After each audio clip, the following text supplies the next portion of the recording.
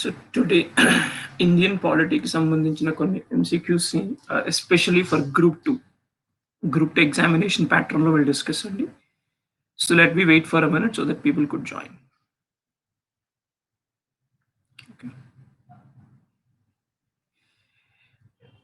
So as you all know about Unacademy గురించి మీ అందరికీ తెలుసు. India's biggest learning platform in terms of APPSC and TSPSC regional లాంగ్వేజ్లో కూడా అది చాలా ఉపయోగపడుతూ ఉంటుంది. So it's very useful for the candidates aspiring for the examinations for APPSC and TSPSC. So app chala baga user friendly ga kuda untundi. So those who are willing to take the subscription తీసుకునే వాళ్ళు ఎవరైనా interest ఉంటే చక్కగా తీసుకోవచ్చు. At the same time we have some doubts clarifying session and everything అన్ని detailed గా articulated గా ఉంటాయి. So yeah, we'll go into the topic. Yeah, the very first question. A new ministry named as Ministry of Jammu Kashmir and Ladakh Affairs has been included recently. Jammu Kashmir Ladakh వ్యవహారాల మంత్రిత్వ శాఖగా పేరు పెట్టబడిన కొత్త మంత్రిత్వ శాఖ ఇటీవల కేంద్ర క్యాబినెట్లో చేర్చబడింది.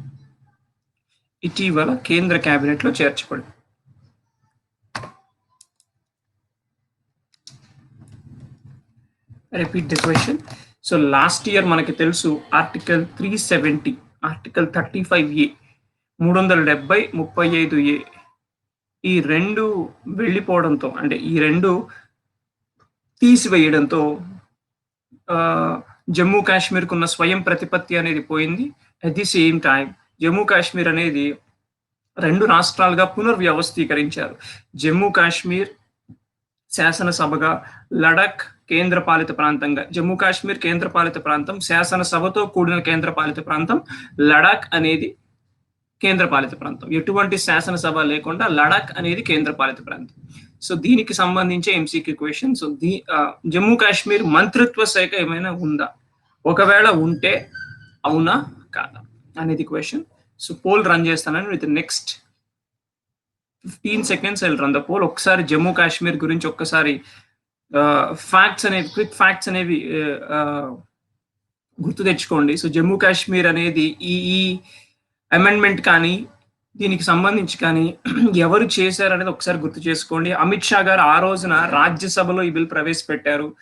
రాజ్యసభలో బిల్ ప్రవేశపెట్టినప్పుడు అది తర్వాత లోక్సభకు వచ్చింది. లోక్సభలోనే ఈ బిల్ పాస్ అయింది. So I'm running the pole.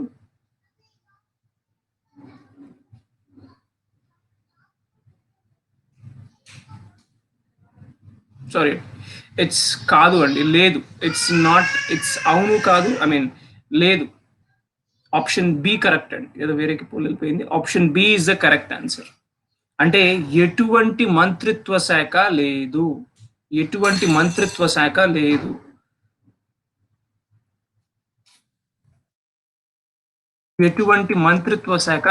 Jammu Kashmir Ladakh affairs అనేవి కేంద్ర హోం మంత్రిత్వ శాఖలో ఒక డిపార్ట్మెంట్ గా చేర్చబడ్డారు, కానీ ఎటువంటి మంత్రిత్వ శాఖ లేదు. ఓకే, జమ్మూ కాశ్మీర్ కి సంబంధించి ఎక్కువ నంబర్ ఆఫ్ డిపార్ట్మెంట్స్ కూడా కలిగి ఉన్నది హోమ్ మినిస్ట్రీలోనే ఎక్కువ డిపార్ట్మెంట్స్ ఉన్నాయి. అందులో జమ్మూ కాశ్మీర్ అండ్ లడాక్ అఫైర్స్ కూడా ఒక డిపార్ట్మెంట్ అంటే దానికి ఒక పర్సనల్ సెక్రటరీ ఉంటారు, అంతేగాని దానికి ఒక మినిస్ట్రీ అలాంటివి ఏవి లేవండి. జమ్మూ కాశ్మీర్ లడాక్ అఫైర్స్ కి సంబంధించి ఎలాంటి మంత్రిత్వ శాఖ లేదు. అండ్ దీనికి సంబంధించి ఇదే రాష్ట్రంలో శాసనసభ కూడా లేదు ప్రస్తుతానికి. శాసనసభ కూడా ఎలక్షన్స్ అనేవి అక్కడ డ్యూ ఉన్నాయి, ఎలక్షన్స్ పెట్టాలి. మాజీ ముఖ్యమంత్రి మెహబూబా ముఫ్తీ గారు కూడా డిటెన్షన్ లో ఉన్నారు. సో జమ్మూ కాశ్మీర్లో ప్రస్తుతానికైతే అసెంబ్లీ లేదు. అసెంబ్లీ కనుక వచ్చిన తర్వాత జమ్మూ కాశ్మీర్కి సంబంధించి అసెంబ్లీ వస్తే అక్కడ శాసన మండలి కూడా ఉంది, లెజిస్లేటివ్ కౌన్సిల్ కూడా ఉంది, అది రద్దు చేసేసారు. సో అసెంబ్లీ వస్తే ఏ రాష్ట్రానికి ఎంత ఏంటి అనేది అప్పుడు పూర్తిగా వివరాలు అనేవి మనకు తెలుస్తాయి. సో ప్రస్తుతానికైతే ఎటువంటి మంత్రిత్వ శాఖ జమ్మూ కాశ్మీర్ కి సంబంధించి సపరేట్ గా లేదు, ఒక డిపార్ట్మెంట్ గా యాడ్ చేశారు. అది కూడా ఈ పునర్విభజన జరిగిన తర్వాతనే యాడ్ చేశారు. Moving on to the next question. Identify the correct statements. సరి అయిన వాటిని గుర్తించండి.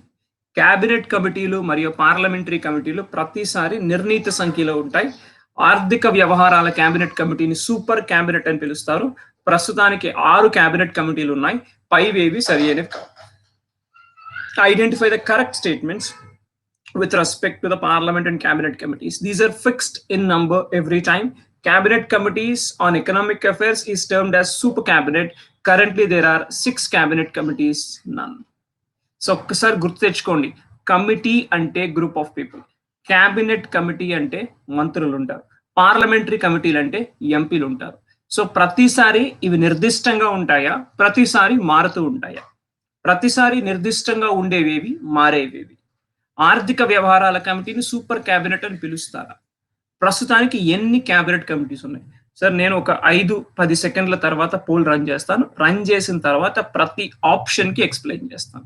రన్ చేశాక ప్రతి ఆప్షన్ కి ఎక్స్ప్లెయిన్ చేస్తాను. అండ్ ఈరోజు నైట్ యూట్యూబ్ క్లాస్ ఉందండి on governance.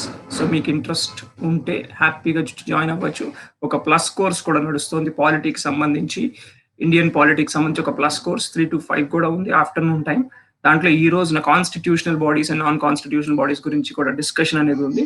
So I recommend all of you to come for that class as well. So poll run చేస్తున్నానండి.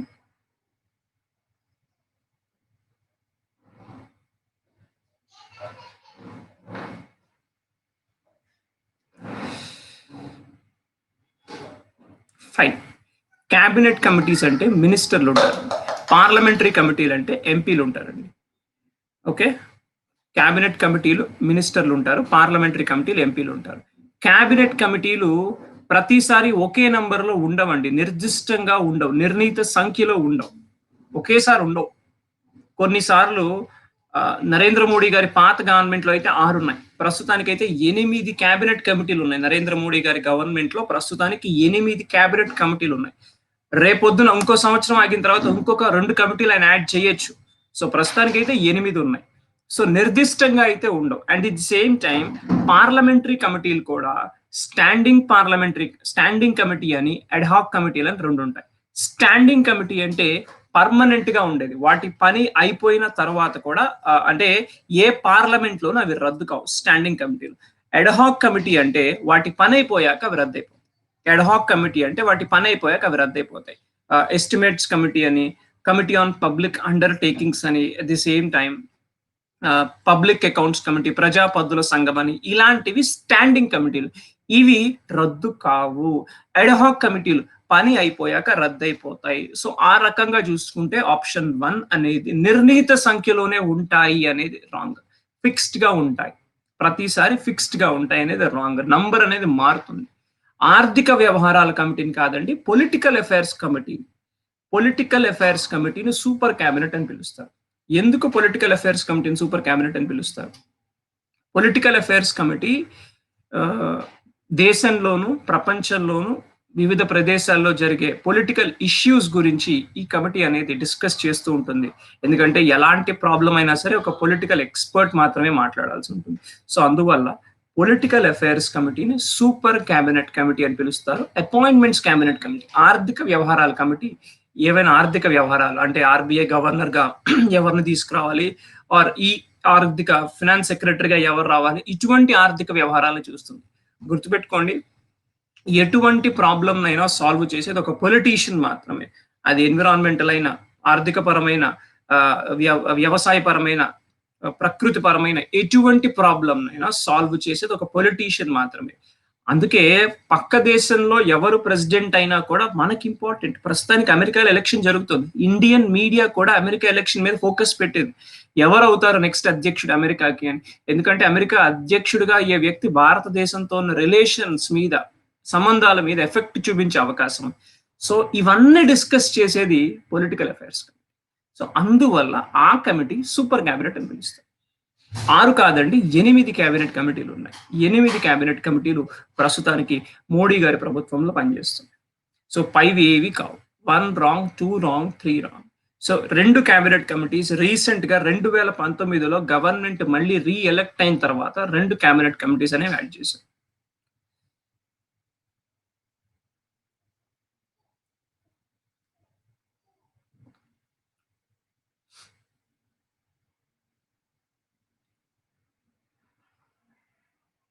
whose oath is not mentioned in the third schedule of the Indian Constitution. భారత రాజ్యాంగంలోని 3వ షెడ్యూల్లో ఎవరి ప్రమాణ స్వీకారం గురించి ప్రస్తావించబడలేదు. ఎవరి ప్రమాణ స్వీకారం గురించి?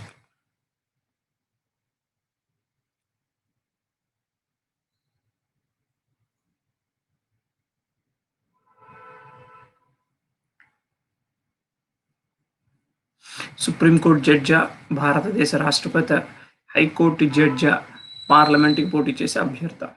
ఎవరి ప్రమాణ స్వీకారం గురించి 3వ షెడ్యూల్లో ప్రస్తావించబడలేదు?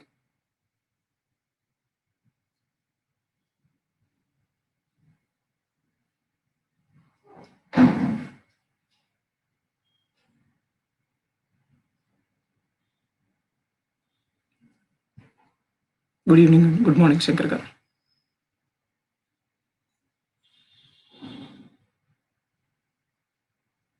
So I run the poll with next minute అండి. ఇంకొక మినిట్లో నేను పోల్ రన్ చేస్తాను. Just have a look.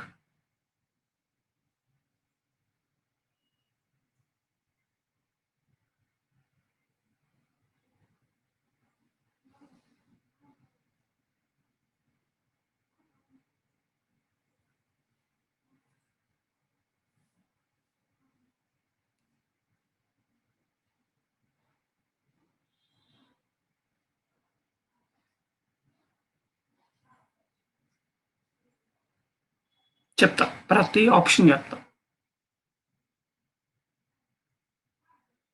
ప్రతి ఆప్షన్ చెప్తా. క్లాస్ చాలా ఉపయోగకరంగా ఉంటుంది. మొత్తం వాచ్ చేస్తే మీకే తెలుస్తుంది. ప్రతి ఆప్షన్ ఎక్స్ప్లెయిన్ చేస్తా. రైట్ ఆప్షన్ 1 minute అండి, జస్ట్ నెట్ కనెక్షన్ అవుతాయి.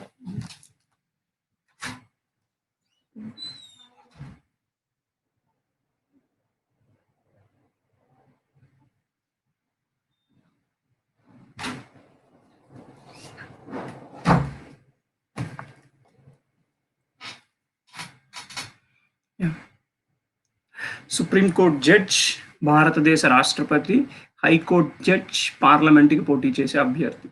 సో భారత రాజ్యాంగంలోని 3వ షెడ్యూల్లో ఎవరి ప్రమాణ స్వీకారం గురించి ప్రస్తావించబడలేదు. ఎవరి ప్రమాణ స్వీకారం మెన్షన్ చేయలేదు.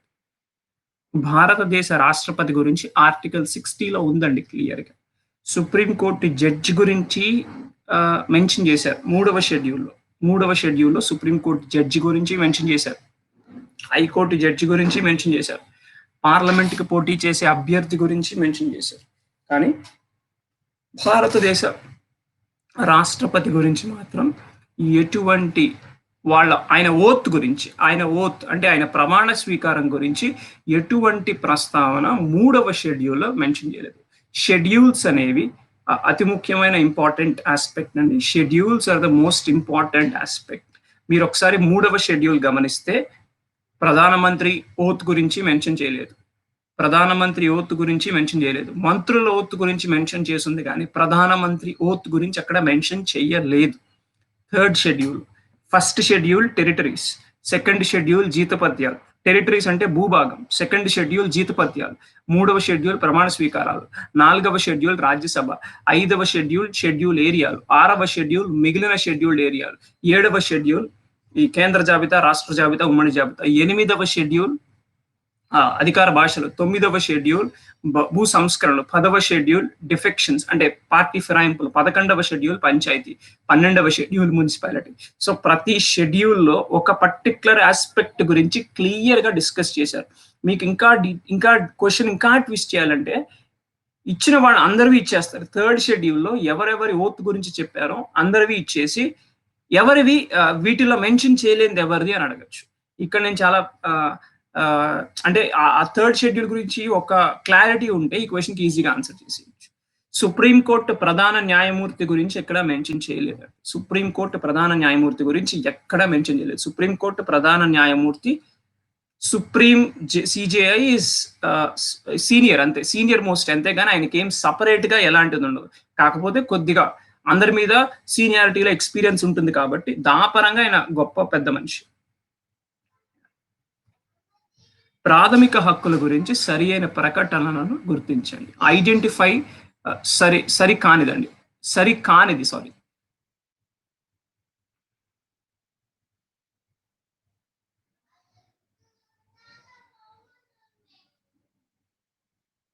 సరికానిదండి. సరికానిది. రాంగ్ స్టేట్మెంట్‌గా గుర్తించండి. ప్రాథమిక హక్కులు స్వీయ అమలు చేయబడతాయి. ప్రాథమిక హక్కులు సవరించబడవు. ప్రాథమిక హక్కులు ఈ హక్కులు పౌర మరియు రాజకీయ హక్కులు. ఈ హక్కులు భారతీయులకు మాత్రమే వర్తిస్తాయి. సారీ, సరి అయిన ప్రకటనేనండి. కరెక్ట్ స్టేట్మెంటే గుర్తించండి. కరెక్ట్ స్టేట్మెంట్ ఐడెంటిఫై చేయండి. I'm sorry. Correct statement. సరి అయిన ప్రకటనను గుర్తించండి. Correct statement. మోస్ట్ కరెక్ట్, ఎక్కువ కరెక్ట్ స్టేట్మెంట్ ఐడెంటిఫై చేయండి. క్వశ్చన్కి ఒక క్లారిటీ ఉంది, ఒక లెక్క ఉంది, అది కూడా చెప్తాను నేను. ఓకే, కొద్దిగా జాగ్రత్తగా ఆన్సర్ చేయండి. ప్రాథమిక హక్కులు ఆప్షన్ బై ఆప్షన్ వస్తాను. ప్రాథమిక హక్కులు, అన్ని ప్రాథమిక హక్కులు స్వీయ పరంగా అమలు చేయబడతాయా అంటే ఆర్టికల్ 14 ఉంది. ఈక్వాలిటీ బిఫోర్ లా, చట్టం ముందు అందరూ సమానులే. అది డైరెక్ట్ గా వచ్చేస్తుంది. దానికి ఏం సపరేట్ గా యాక్ట్ చేయక్కర్లా. అదే ఆర్టికల్ 17 ఉంది, ప్రకరణ 17, అస్పృశ్యత అంటే అంటరానితనాన్ని నిషేధించడం. ఇది డైరెక్ట్ గా అమల్లోకి వచ్చేది కాదు. పోల్ రన్ చేస్తాను ఒకసారి కొద్దిగా క్లారిటీ ఇచ్చి ఈ క్వశ్చన్ వదిలేయండి. కొద్దిగా క్లారిటీ ఇస్తాను క్వశ్చన్కి. పోల్ రన్ చేస్తాను. 17 ఉంది, అది డైరెక్ట్ గా అమల్లోకి రాదు. 17 కి ఏదో ఒక చట్టం కావాలి. ప్రాథమిక హక్కులకు సంబంధించి 17 కి ఏదో ఒక చట్టం కావాలి. ప్రాథమిక హక్కులు సవరించబడవా? These are non amendable, these are amendable. మనకి రీసెంట్ గా జరిగిన ఈడబ్ల్యూఎస్ దాంట్లో 103 దాంట్లో 15-16 ఆర్టికల్స్ ని సవరించే కదా 10% రిజర్వేషన్ ఇచ్చారు. సో ఆప్షన్ 1, ప్రాథమిక హక్కులు అన్ని స్వీయంగా అమలు చేయబడవు. అన్ని ప్రాథమిక హక్కులు స్వీయ అమలుకు నోచుకోవు. అన్ని అనే మాట ఉంటే అక్కడ క్లారిటీ. నేను ప్రాథమిక హక్కులు స్వీయ అమలు చేయబడతాయి అన్నా. అన్ని అంటే అప్పుడు అది రాంగ్ అవుతుంది. అన్ని ప్రాథమిక హక్కులు స్వీయ అమలు చేయబడతాయి అంటే అక్కడది రైట్ స్టేట్మెంట్ అవుతుంది. ఓకే, ప్రాథమిక హక్కులు సవరించబడతాయి. Article 15 sub clause 6, 16 sub clause 6. ఈ హక్కులు సివిల్, పొలిటికల్, కరెక్ట్ ఆన్సర్. ఇది రాజకీయ మరియు పౌర హక్కులకు సంబంధించి రైట్ ఆన్సర్. ఈ హక్కులు విదేశీయులకు కూడా వర్తిస్తాయి, భారతీయులకు మాత్రమే కాదు. కొన్ని ప్రాథమిక హక్కుల్లో నో పర్సన్ అని ఉంటుంది. మీరు ఎప్పుడైనా ప్రాథమిక హక్కులు ఒకసారి గమనిస్తే నో పర్సన్ అని ఉంటుంది. కొన్ని ప్రాథమిక హక్కులు గమనిస్తే నో సిటిజన్ అని ఉంటుంది. Article 21, no person shall be taken away the right to life and personal liberty అనే మాట క్లియర్ గా ఉంటుంది. పర్సన్ అనే మాట వచ్చింది అంటే అది ఇండియన్స్ కి, ఫారినర్స్ కి అప్లికబుల్. సిటిజన్ అనే మాట వచ్చింది అంటే అది ఇండియన్స్ కి మాత్రమే అప్లికబుల్. ఇలా కొన్ని ఆర్టికల్స్ ఉన్నాయి. 14 కానీ, 91 కానీ, 21 కానీ, రిలీజియస్ ఫ్రీడమ్ కానీ, ఇలాంటి కొన్ని ఆర్టికల్స్ విదేశీయులకి కూడా వర్తించబడతాయి. సో అందువల్ల ప్రాథమిక హక్కులు అనేవి భారతీయులతో పాటు విదేశీయులకి కూడా వర్తించబడతాయి. ఈ క్వశ్చన్ కి కొద్దిగా కన్ఫ్యూజన్ ఉంది కాబట్టి పోల్ పెట్టట్లేదు. నెక్స్ట్ క్వశ్చన్ కి పోల్ పెడతాం. ఓకే,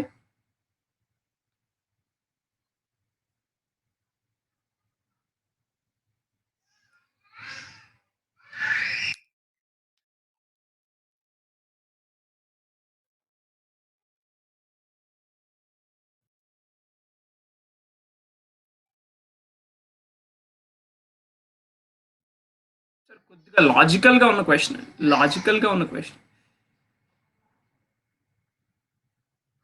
కొద్దిగా లాజికల్.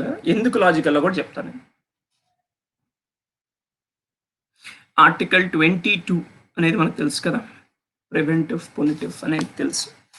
ప్రివెంటివ్ డిటెన్షన్ 1 పెట్టేశారు. 3 కరెక్ట్ కదా అండి? 3 కరెక్ట్ కదా? 3 కూడా కరెక్టేగా. గ్రౌండ్స్ ఆఫ్ అరెస్ట్, డిటెన్షన్లు 2 రకాలు. 3 కూడా కరెక్టే కదా. 1-3 కలిగి ఉన్న ఆప్షన్ అక్కడ ఉందా? 1-3 కలిగిన ఆప్షన్ ఎక్కడ ఉందా? అక్కడ ఉందా? డైరెక్ట్ గా 1-3 ఆప్షన్ అక్కడ ఉందా? లేదుగా. దెన్ 1-3 లేనప్పుడు డైరెక్ట్ గా 1 అని ఎలా చెప్పేస్తాం? ఇప్పుడు ఈ రోజున ఎగ్జామ్స్ ఎలా మారాయనండి సార్, మనకి మామూలుగా పాత ఎగ్జామ్ ప్యాటర్న్ లో కింద ఆప్షన్స్ ని గమనించాం. కింద ఆప్షన్స్ ని గమనించాం. ఈ రోజున్న ఎగ్జామ్ ప్యాటర్న్ లో ప్రతి ఆప్షన్ గమనించి తీరాల్సిందే. ఎందుకంటే అక్కడ ఒక స్టేట్మెంటే కరెక్ట్ అవ్వాలని రూల్ లేదు. 2 స్టేట్మెంట్స్ కరెక్ట్ అయినా కింద fourth option none of the above గాని, నన్ గాని, ఆల్ ఆఫ్ ది అబవ్ గాని ఉండొచ్చు. ఈ క్వెషన్ కి సంబంధించి 1 కరెక్టే, 3 కరెక్టే. కానీ 2 కలిసి ఉన్న ఆప్షన్ రైట్ అని ఎక్కడ ఉంది? ఎక్కడుంది 2 కలిసి ఉన్న ఆప్షన్? లేదు కదా! సో అందువల్ల ఇది నన్ ఆఫ్ ది అబవ్ అవుతుంది. అంటే 2 కరెక్టే. కానీ 2 కరెక్ట్ అని చెప్పే ఆప్షన్ ఎక్కడుంది? లేదు. Got it? సో అందువల్ల ఇది కరెక్టే. సో 2 కరెక్టే. 1 ఈస్ కరెక్ట్. ఒక వ్యక్తిని అరెస్ట్ చేసేటప్పుడు ఎందుకు అరెస్ట్ చేస్తున్నారో చెప్పాలి. వితౌట్ ఎనీ సిఆర్‌పిసి ఏ సెక్షన్ ప్రకారం అరెస్ట్ చేస్తున్నారు? ఏ సెక్షన్ ప్రకారం అతను చేసింది తప్పు. ఆ తప్పుని దేని ప్రకారం చూపిస్తున్నారనేది క్లియర్‌గా చెప్పాలి. సో చెప్పకపోతే ఆ అరెస్టు చెల్లదు. ఆ అరెస్టు చెల్లదు. అలాంటి అరెస్ట్‌లు ఆర్బిట్రరీ అరెస్ట్‌లు అంటారు. అంటే కక్షపూరితమైన అరెస్ట్‌లు. సో అటువంటి అరెస్ట్‌లకి కోర్ట్‌కి తీసుకెళ్ళిన ఆ వ్యక్తికి ఇమ్మీడియేట్‌గా పరిహారం అంటే ఆ వ్యక్తిని ఇమీడియట్ గా వదిలేస్తారు. Without proper evidence are without proper case తప్పుడు కేసులు బనాయిస్తే క్వాష్ ఆర్డర్ అని కోర్టులో ఉంటుంది. దాని ప్రకారం మనం ఆ కేసుని పోలీసులు పెట్టిన తప్పుడు కేసుని కొట్టేసేయచ్చు. క్వాష్ ఆర్డర్ అని కోర్టులో హైకోర్టులో ఉంటుంది. 24 గంటల్లోనే కోర్టులో హాజరుపరచాలి. మెజిస్ట్రేట్ ముందు 24 గంటల్లో హాజరుపరచాలి.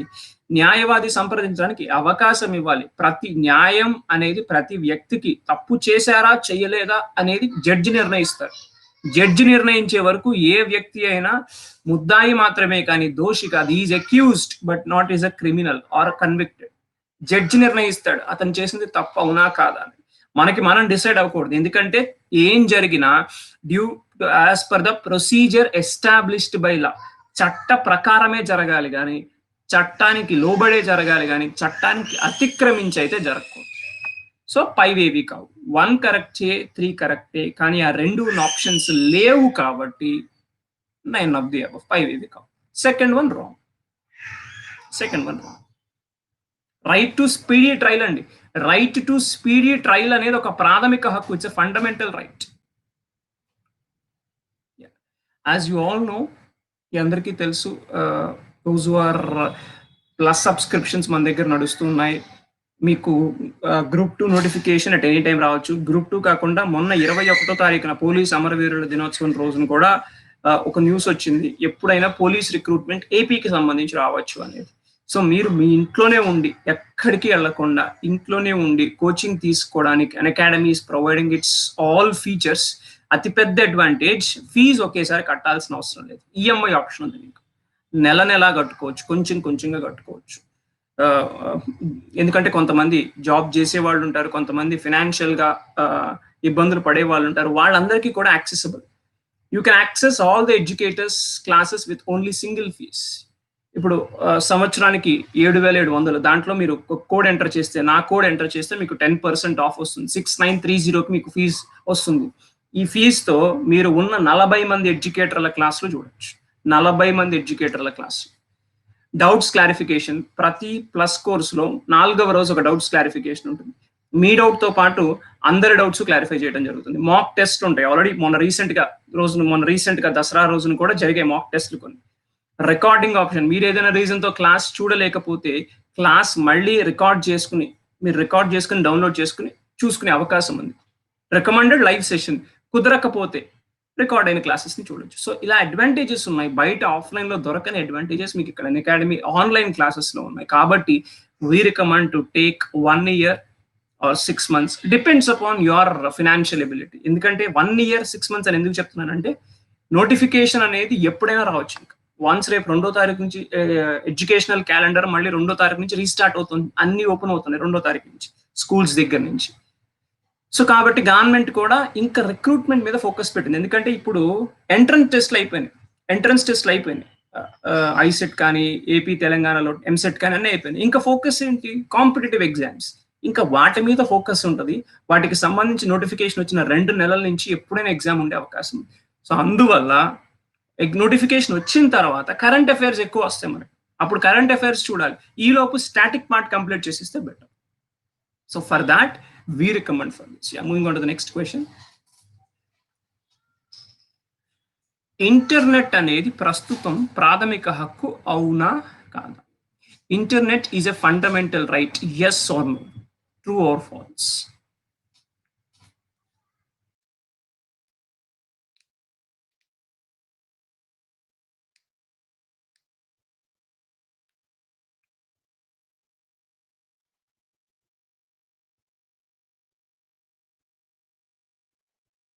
ఇంటర్నెట్ ఫండమెంటల్ రైటా?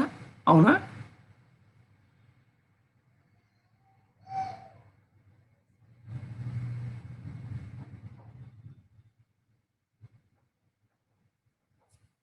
ఎస్.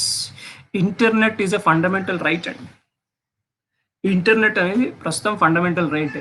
కేరళలో ఒక ఫీమేల్ ఫస్ట్ కేసు పడింది. లాస్ట్ ఇయర్ జనవరిలో సుప్రీం కోర్టే డిక్లేర్ చేసింది ఇంటర్నెట్ అనేది ప్రస్తుతం ఒక ప్రాథమిక హక్కు అని. ఇంటర్నెట్ ప్రాథమిక హక్కు ఎందుకైందంటే, కేరళలో ఆ స్టూడెంట్ నైట్ టైం హాస్టల్లో క్లాసెస్ చూస్తున్నప్పుడు, ఆన్లైన్ క్లాసెస్ చూస్తున్నప్పుడు వాళ్ళ వార్డెన్ వచ్చి ఆ ఫోన్ లాక్కుంటుంది. ఆ ఫోన్ లాక్కున్నప్పుడు ఆ స్టూడెంట్ కేసు పెడుతుంది. నన్ను చదువుకోవడానికి యాక్సెసిబుల్ గా లేకుండా, నాకు చదువుకునే యాక్సెస్ లేకుండా వీళ్ళు నా ఫోన్ లాగేసుకున్నారు అని. అంటే అంటే ఇంటర్నెట్ కి పాజిటివ్ సైడ్ వాడితే చాలా అడ్వాంటేజెస్ ఉంటాయి, నెగటివ్ సైడ్ వాడితే చాలా డిసడ్వాంటేజెస్ ఉంటాయి. సో పాజిటివ్ సైడ్ వాడే అడ్వాంటేజెస్ ని కూడా కొంత రెస్ట్రిక్ట్ చేసి నా నుంచి తీసేశారు అని చెప్పి కేసు పెడితే, right to freedom, right to freedom of speech and expression కింద ఇంటర్నెట్ అనేది ఫండమెంటల్ రైటే అని సుప్రీంకోర్టు చెప్పింది. సో కేరళ హైకోర్టు చెప్పింది. సుప్రీంకోర్టు జనవరి 10వ తారీఖున అనుకుంటా ఒక జడ్జిమెంట్ పాస్ చేసింది. జమ్మూ కాశ్మీర్ లో అప్పటికి ఆర్టికల్ 370ని 35A తీసేసి దాదాపుగా 5 నెలలు దాటింది జమ్మూ కాశ్మీర్ లో. ఇది జనవరి 10 2020.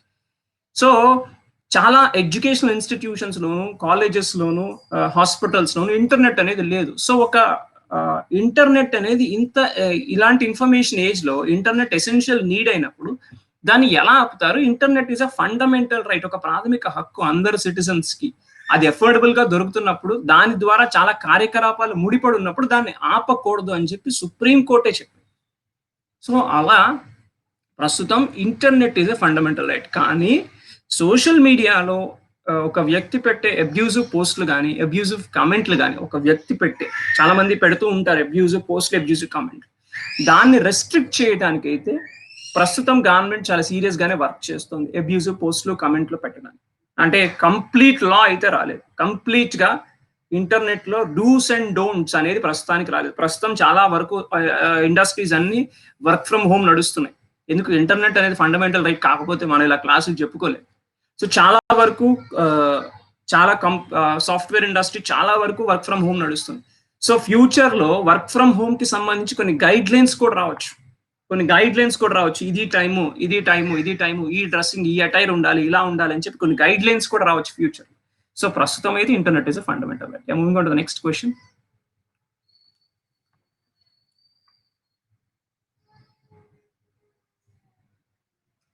నిర్దేశిక సూత్రాలకు సంబంధించి సరైన ప్రకటనను గుర్తించండి. Identify the correct statement with respect to the directive principles of the state policy.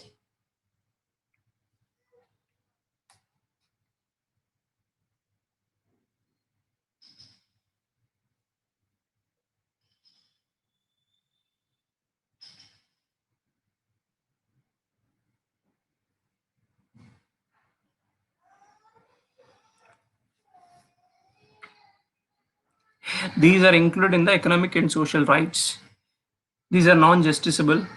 These are considered as the guiding principles for the government in terms of administrations, all of the above. Run చేస్తానండి.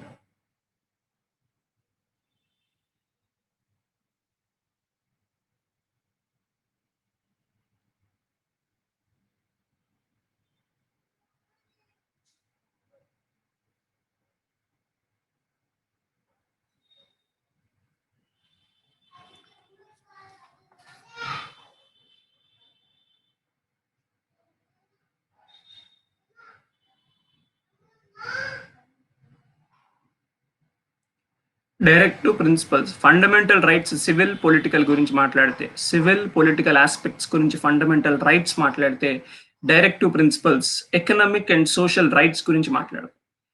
Economic aspect, social aspect గురించి directive principles. అందుకే మీకు Gandhian principle, liberal principle, socialist principle, international principles ఇలా ఉంటాయి. గాంధీవాద సిద్ధాంతాలు ఇలా ఉంటాయి. So ఇవి ఆర్థిక మరియు సామాజిక హక్కుల కోసం వీటిని చేర్చబడ్డాయి. కాకపోతే ఇవి లీగల్ ప్రొటెక్షన్ లేదు, ఎందుకంటే ఇవి ఇంప్లిమెంట్ చేయడానికి కూడా కష్టం, ఒకేసారి ఇంప్లిమెంట్ చేయడం చాలా కష్టం. ఇవి పరిపాలనా పరంగా ప్రభుత్వానికి మార్గదర్శక సూత్రాలుగా పరిగణించబడతాయి. Right answer. పరిపాలనా పరంగా మార్గదర్శక సూత్రాలు. అంటే అడ్మినిస్ట్రేటివ్ మోడ్‌లో ఇవి ఇంప్లిమెంట్ చేయాలి. ఇవి ఒక గైడింగ్ ప్రిన్సిపల్స్, ఒక టార్చ్ లైట్ లాగా గవర్నమెంట్‌కి ఉపయోగపడతాయి. సో, అందువల్ల పైన పేర్కొన్నవన్నీ కూడా రైట్ ఆన్సర్స్. పైన పేర్కొన్నవన్నీ కూడా రైట్ ఆన్సర్స్.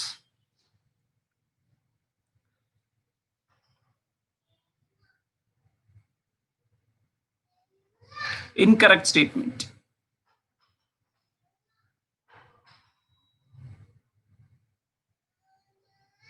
Incorrect statement. రాజ్యసభకు సంబంధించి సరికానివి ఐడెంటిఫై చేయండి.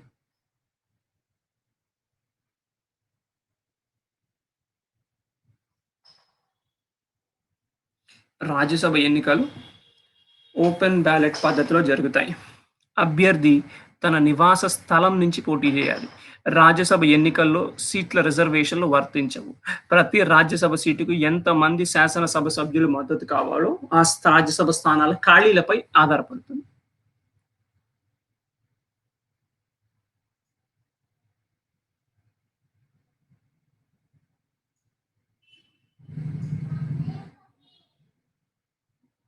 Can I go for the poll? జాగ్రత్తగా చూడండి ఒకసారి.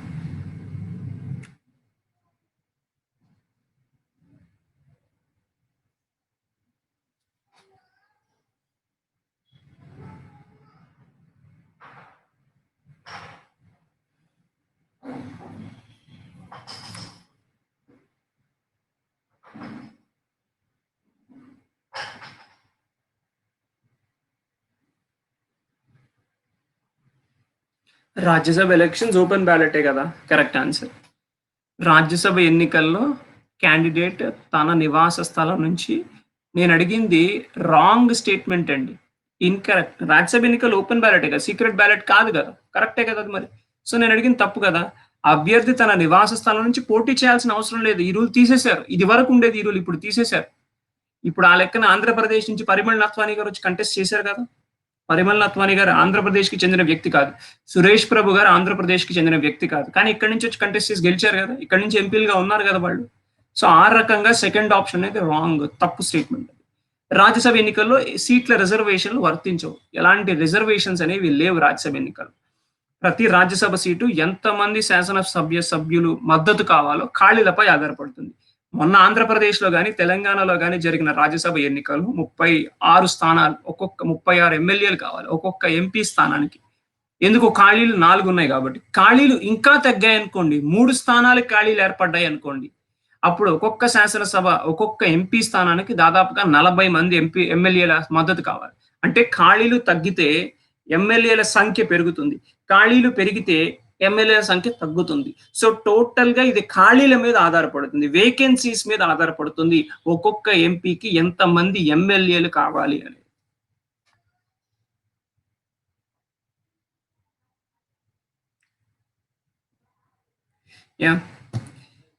Another advantage. సో మీరు ఫ్రీగా క్లాసెస్ విన్న తర్వాతే, ఒక 5 కానీ 6 కానీ క్లాసెస్ విన్న తర్వాతే మీరు కోర్సులో ఎన్రోల్ అవ్వచ్చు. అదొక అతి పెద్ద అడ్వాంటేజ్.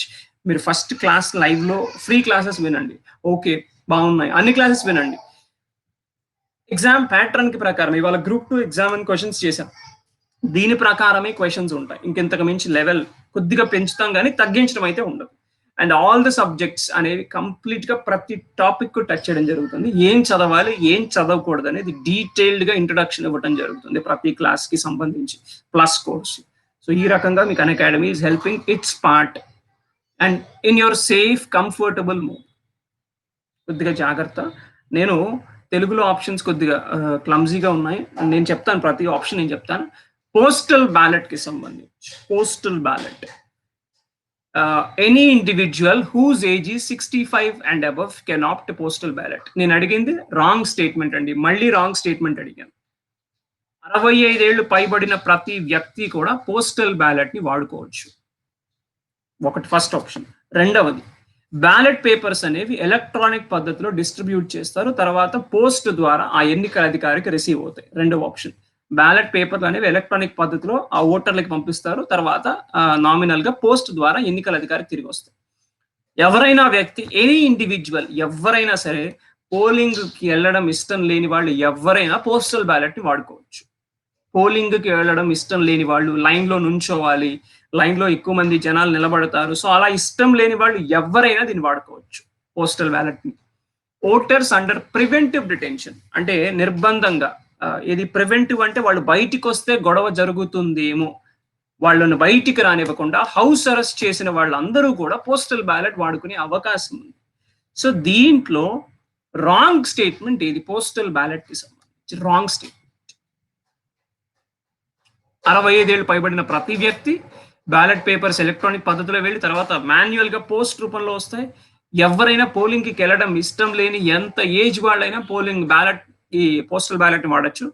ప్రివెంటివ్ డిటెన్షన్ కింద ఉన్న వాళ్ళు పోస్టల్ బ్యాలెట్‌ని వాడుకోవచ్చు. సో, ఏది correct? I will run the poll in the next 10 seconds. So, రీసెంట్‌గా బీహార్ ఎలక్షన్‌కి సంబంధించి జూన్‌లో ఎన్నికల సంఘం కొన్ని రూల్స్, రెగ్యులేషన్స్‌ని మార్చింది. దాంట్లో మార్చిన గైడ్‌లైన్స్‌ని నేను ఇంక్లూడ్ చేశా ఇక్కడున్న ఆప్షన్స్‌లో. జూన్‌లో మార్చారు. మార్చిన గైడ్‌లైన్స్‌ని నేను ఇంక్లూడ్ చేశా. సో, 10 సెకండ్లలో నేను పోల్ రన్ చేస్తాను.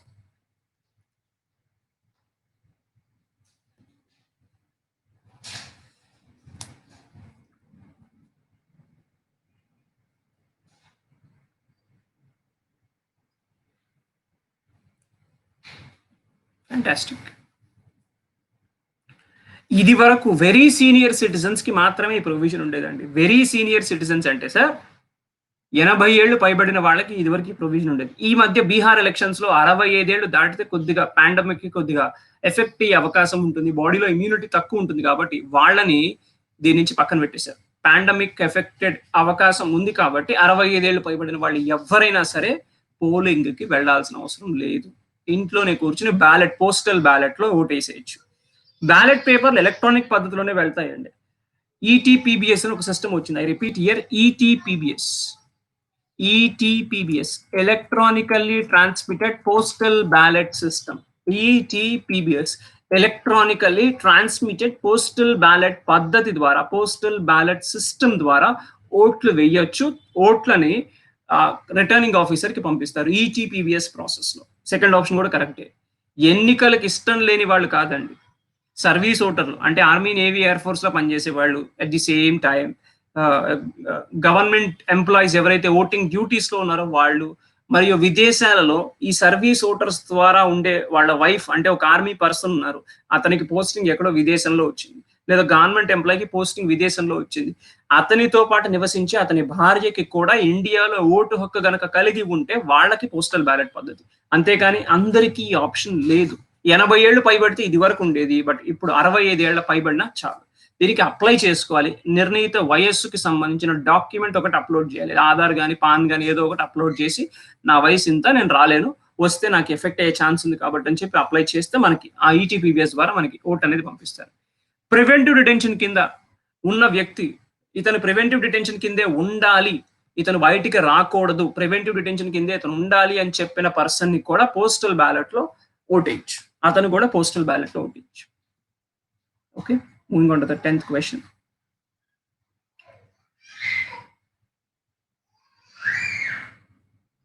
Identify the correct statement with respect to the judicial review.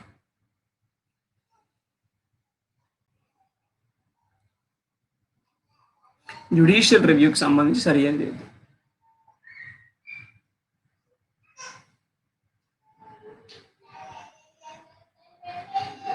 న్యాయ సమీక్షకు సంబంధించి సరైన ప్రకటనను గుర్తించండి. Article 136 talks about judicial review. న్యాయ సమీక్ష కార్యనిర్వాహక చర్యను సమీక్షించలేదు. సుప్రీంకోర్టు ఏదైనా తీర్పు లేదా దాని ద్వారా వచ్చిన తీర్పులను ఉత్తర్వులను సమీక్షించే అధికారం ఉంది. హైకోర్టు న్యాయ సమీక్ష చేయలేదు. సో నేను అడిగింది ఏంటంటే కరెక్ట్ స్టేట్మెంట్ అడిగి సరి అయిన స్టేట్మెంట్ కరెక్ట్ స్టేట్మెంట్ అని అడిగి.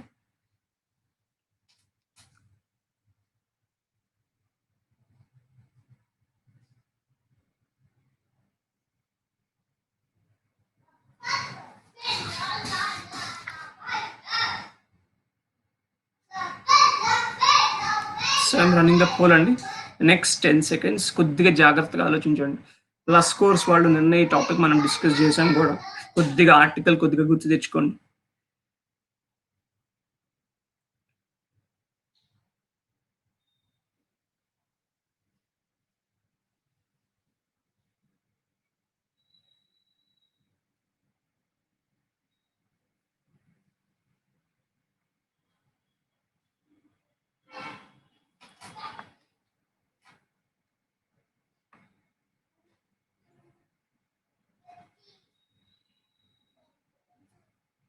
136 talks about special leave petition. అది నిన్నే చెప్పాను, మనం డిస్కస్ చేసాం కూడా, ఎస్ఎల్పి గురించి మాట్లాడుతుంది. 136 అనేది స్పెషల్ లీవ్ పిటిషన్ అయితే 137 judicial review. 136 special leave petitions. Option 1 wrong. Option 2 న్యాయ సమీక్ష కార్యనిర్వాహక చర్యను సమీక్షించలేదు. It can also do the executive action.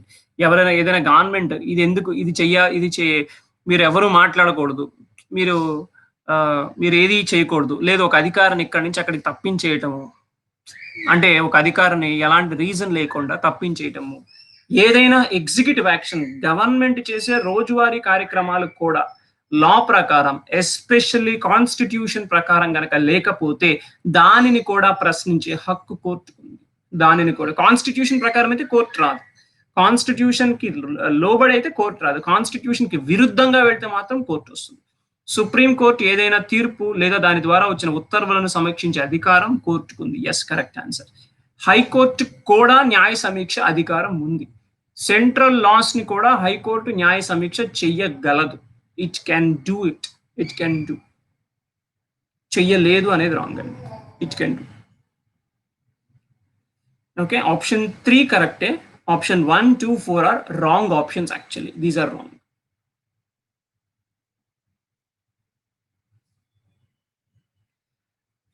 There is no minimum experience criteria for the judge to be qualified as Supreme Court judge.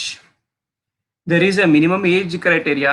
Senior most judge of Supreme Court can be promoted as the Chief Justice of India.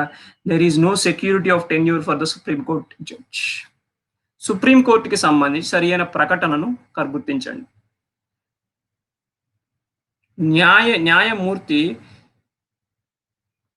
న్యాయమూర్తి supreme court న్యాయమూర్తిగా అర్హత సాధించడానికి కనీస అనుభవ ప్రమాణాలు లేవు, కనీస వయసు ప్రమాణం ఉంది. సుప్రీంకోర్టు సీనియర్ మోస్ట్ జడ్జిని భారత ప్రధాన న్యాయమూర్తిగా పదోన్నతి పొందవచ్చు. సుప్రీంకోర్టు న్యాయమూర్తికి పదవీ భద్రతా కాలం లేదు. So correct statement. కొద్దిగా ఫ్యాక్ట్స్ ని ఒకసారి గుర్తు తెచ్చుకోండి.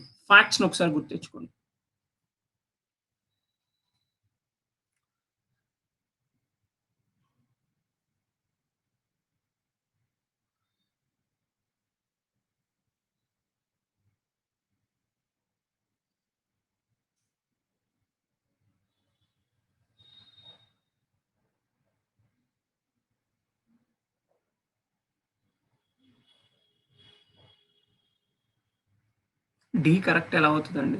డి రాంగ్ అండి. పదవీ కాల భద్రత ఉంది. 65 ఇయర్స్ లోపు ఆయన ఎవ్వరూ తీయలేరు. ఒకవేళ గవర్నమెంట్ కి వ్యతిరేకంగా సుప్రీంకోర్టు సిజేఐ కనుక ఏదైనా ఆర్డర్ పాస్ చేసినా మాకు వ్యతిరేకంగా నువ్వు తీర్పు చెప్తావా అని చెప్పి ఆయన తీయకూడదు. అన్లెస్ అంటిల్ ఆయన తీయాలంటే ఇంపీచ్మెంట్ మోషన్ ప్రకారమే తీయాలి. దానికి లోక్సభలో అయితే 100 మంది ఎంపీలు, రాజ్యసభలో అయితే ఆ మోషన్ పెట్టడానికి 50 మంది ఎంపీల సపోర్ట్ కావాలి. లోక్సభలో అయితే 100 మంది. ఏది మోషన్ పెట్టడానికి మళ్ళీ అది 2/3 మెజారిటీతో పాస్ కావాలి రెండు హౌసెస్ లోను. అది పాస్ అయిన తర్వాత ఒక ఎంక్వైరీ కమిషన్ వేస్తారు. ఆ కమిషన్ ఒక రిపోర్ట్ ఇచ్చిన తర్వాత ఆ రిపోర్ట్ ప్రకారం ఆ రిపోర్ట్ లో ఆయనకు వ్యతిరేకంగా ఉంటే అప్పుడు ఆయన తొలగించగలరు. అంతేకాని జడ్జి ఒక తీర్పుని వ్యతిరేకంగా చెప్పినంత మాత్రం ఆయన తొలగించలేదు. There is security of tenure. 65 years అనే ఏజ్ క్రైటీరియా ఉంది. అప్పటి వరకు ఆయన ఎవరు తీయకూడదు. థర్డ్ ఆప్షన్ ఇది కరెక్ట్. సిజేఐ సీనియర్ మోస్ట్, అది కరెక్టే. కనీస వయసు ప్రమాణం లేదు. A person can enter in to the supreme court at 40 years, 45 years, 50 years, 59 years, 60 years also. ఎందుకు? ఒక 4 రోజులు సుప్రీంకోర్టు సిజేఐగా సుప్రీంకోర్టు జడ్జిగా ఉండి కూడా వెళ్ళిపోవచ్చు. సుప్రీంకోర్టు జడ్జిగా ఉండాలి అంటే కనీస అర్హతా ప్రమాణాలు 10 ఏళ్ళు అడ్వకేట్ గాను, 5 ఏళ్ళు జడ్జి గాను హైకోర్టులో పనిచేసిన వ్యక్తికి మాత్రమే సుప్రీంకోర్టులో జడ్జిగా వెళ్లే అవకాశం ఉంది. 10 ఏళ్ళు అడ్వకేట్ గాను, 5 ఏళ్ళు జడ్జి గాను పనిచేసిన వ్యక్తికి మాత్రం.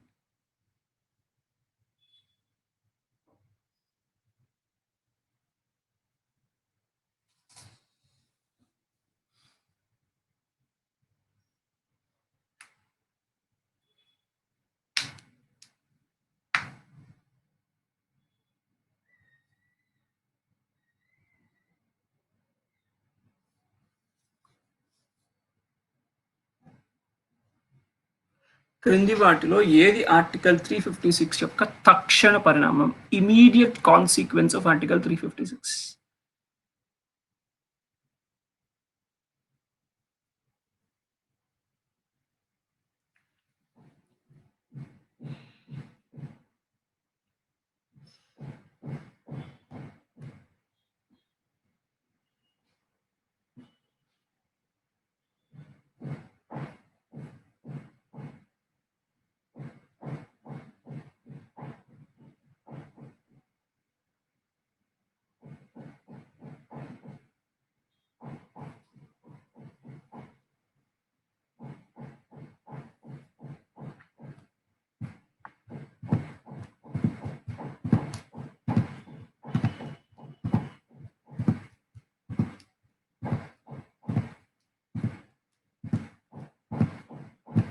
శాసనసభ రద్దవుతుందా?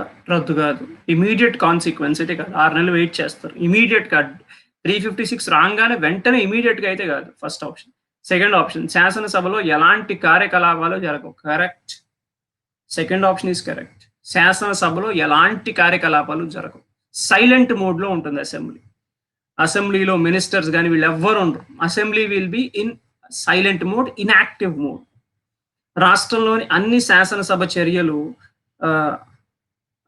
రాష్ట్ర శాసన మండలి చేత చేయబడుతుంది.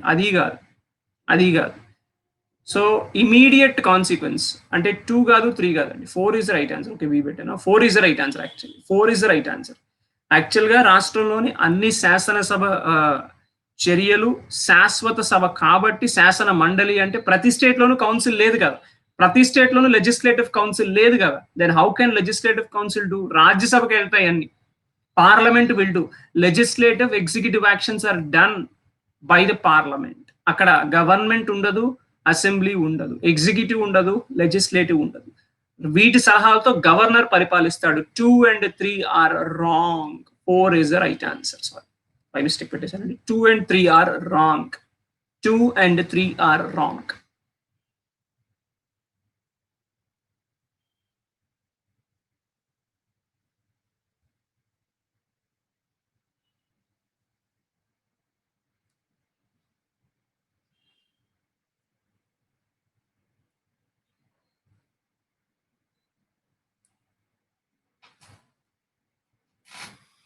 ఈ రోజు డిస్కషన్ ఉందండి దీని గురించి. నాన్ కాన్స్టిట్యూషనల్ బాడీస్ గురించి, కాన్స్టిట్యూషన్ గురించి వాళ్ళ డిస్కషన్ ఉంది. Plus course 3 to 5.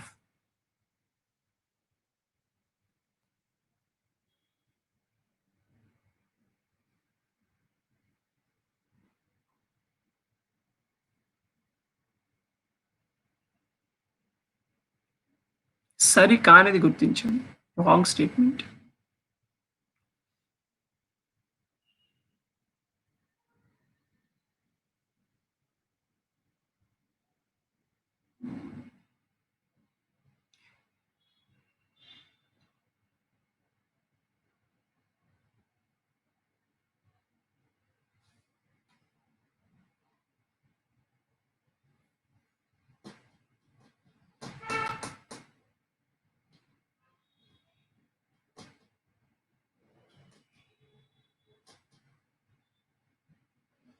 భారత ఎన్నికల సంఘం ఇద్దరికన్నా it's multi member body. Correct. ఇది హోంమంత్రిత్వ శాఖ సలహా తీసుకోదు. Depends upon it's own discretion. ఎన్ని ఫేజెస్ లో ఎలక్షన్స్ ఉండాలి? ఒక్కొక్కసారి 4 phases ఉంటాయి, ఒకసారి 5 ఉంటాయి, ఒకసారి 6 ఉంటాయి. 2019 అయితే 7 phases. సో ఎన్ని ఫేజెస్ లో ఉండాలి, ఏ డేట్స్ లో ఉండాలి అనేది it's own discretion. Election commission సొంతంగా నిర్ణయం తీసుకుంటుంది. ఓటింగ్ వయసు 21 నుంచి 18కి తగ్గించబడింది 61st కాన్స్టిట్యూషనల్ అమెండ్మెంట్ ప్రకారం. ఎస్, ఇట్స్ ఇది ఒక రాజ్యాంగబద్ధ సంస్థ. It's a constitutional body. Correct answer. It's a constitutional body. Right answer.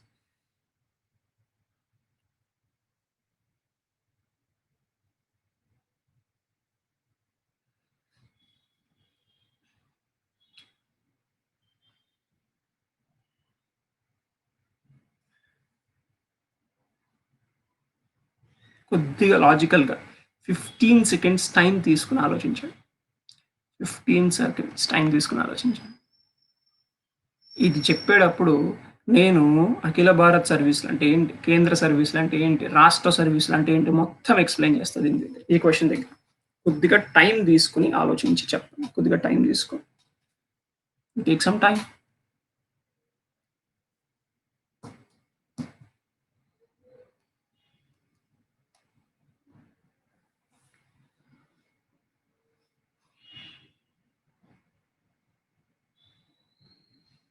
ఐఏఎస్లని, ఐపీఎస్లని సర్వీసుల నుండి తొలగించే అధికారం రాష్ట్ర ప్రభుత్వానికి ఉంటుంది.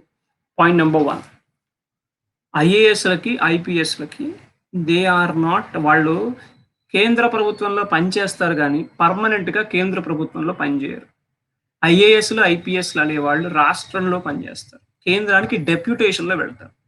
కేంద్రానికి డెప్యూటేషన్ పద్ధతిలో వెళ్తారు. అంటే ఇక్కడ పనిచేసి కొన్నాళ్ళు కేంద్ర సర్వీసుల్లో పనిచేయడానికి డెప్యూటేషన్ మీద. సెంట్రల్ గవర్నమెంట్ కి ఫిక్స్డ్ గా స్టాఫింగ్ సర్వీస్ అంటే ఏం లేదండి. మినిస్ట్రీ ఆఫ్ అర్బన్ డెవలప్మెంట్ కింద, మినిస్ట్రీ ఆఫ్ హౌసింగ్ కింద, మినిస్ట్రీ ఆఫ్ హోమ్ కింద వీళ్ళు అక్కడిక్కడ కొంతమంది స్టాఫ్ కావాలి సెక్రటరీలుగా. మరి వీళ్ళందరూ ఎవరు? స్టేట్ గవర్నమెంట్ నుంచి వర్క్ చేసి కొంతకాలం డెప్యుటేషన్కి ఒక 4 ఏళ్ళు 6 ఏళ్ళు డెప్యుటేషన్కి వెళ్తారు. అంటే వాళ్ళ పనులు అంటే సెంట్రల్ గవర్నమెంట్ వర్క్స్ కూడా ఇక్కడ స్టేట్ గవర్నమెంట్ చూస్తారు. మీకు ఒక చిన్న ఎగ్జాంపుల్ చెప్పాలి. మీరు కరోనా టైంలో టీవీలో ఒక ఆయన లవ్ అగర్వాల్ గారు అని చెప్పి ministry of health and family welfare కి సంబంధించి ఒక ఆయన టీవీలో ప్రెస్ మీట్ మాట్లాడేవాడు, గుర్తుందా? లవ్ అగర్వాల్ గారు టీవీలో మాట్లాడేవాళ్ళు. ఆయన హోమ్ మినిస్టర్ నుంచి ఒక ఫీమేల్ పర్సన్ వచ్చేవారు, ఒక లేడీ వచ్చేవారు. లవ్ అగర్వాల్ గారు ఆంధ్రప్రదేశ్ క్యాడర్ కి చెందిన ఒక ఐఏఎస్ ఆఫీసర్. ఆయన సెంట్రల్ సర్వీసులకు వెళ్ళారు. Is in the central service. Krishna జిల్లా ఆయన ఫస్ట్ పోస్టింగ్ కృష్ణా జిల్లా కలెక్టర్ గా చేశారు. ఆయన is an AP cadre officer. So దీనికి సంబంధించి ఆన్సర్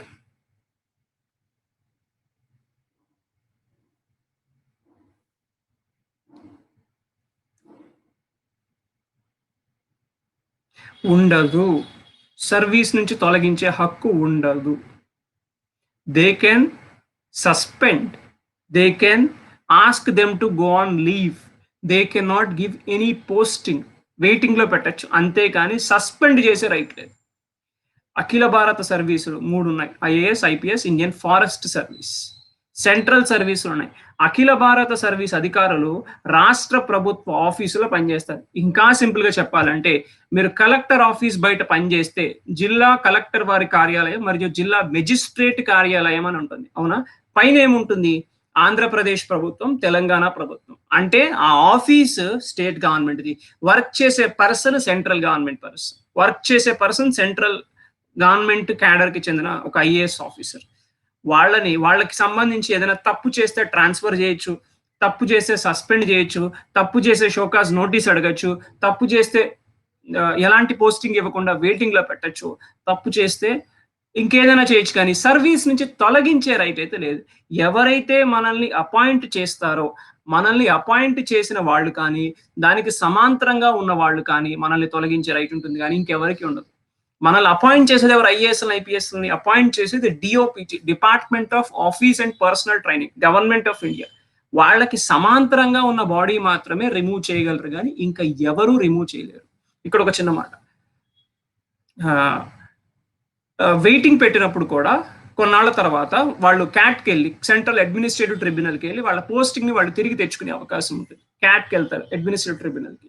సో సెంట్రల్ సర్వీసుల్లో దాదాపు 24 సెంట్రల్ సర్వీసులు ఉన్నాయి. ఇప్పుడు సెంట్రల్ గవర్నమెంట్ ఆఫీసులు ఉన్నాయి, రైల్వేస్, పోస్టల్ డిపార్ట్మెంట్, టెలికమ్యూనికేషన్, ఇవన్నీ సెంట్రల్ గవర్నమెంట్ ఆఫీసులు. ఇన్కమ్ ట్యాక్స్, ఇక్కడ వర్క్ చేసే వాళ్ళందరూ సెంట్రల్ గవర్నమెంట్ ఆఫీసులే, central government employees. Railways, post office, బ్యాంకులు, ఇన్కమ్ ట్యాక్స్, జిఎస్టీ ఆఫీసులు, ఇవన్నీ సెంట్రల్ గవర్నమెంట్ ఆఫీసులే. ఇక్కడ పనిచేసే వాళ్ళందరూ central government employees. State government ఆఫీసులు, స్టేట్ గవర్నమెంట్ ఆఫీసుల ముందు ఏపీ అని ఉంటుంది. మీరు గ్రూప్ 2 నోటిఫికేషన్ జాగ్రత్తగా పరిశీలిస్తే AP municipal service, AP endowment service, AP civil service branch, AP Telangana అని ముందు ఉంటుంది.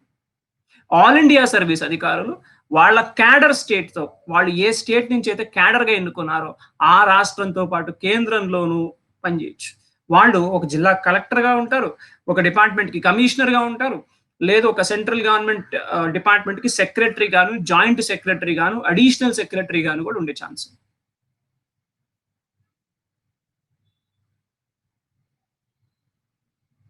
Okay, the last question for today.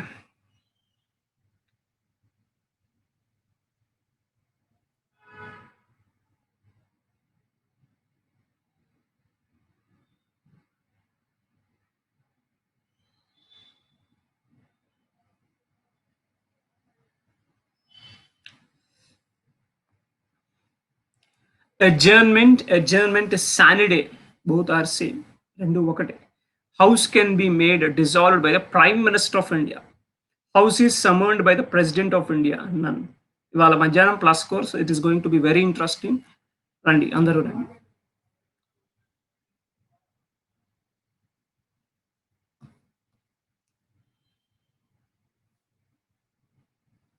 నేను అడిగింది ఏంటి? సరి అయినది.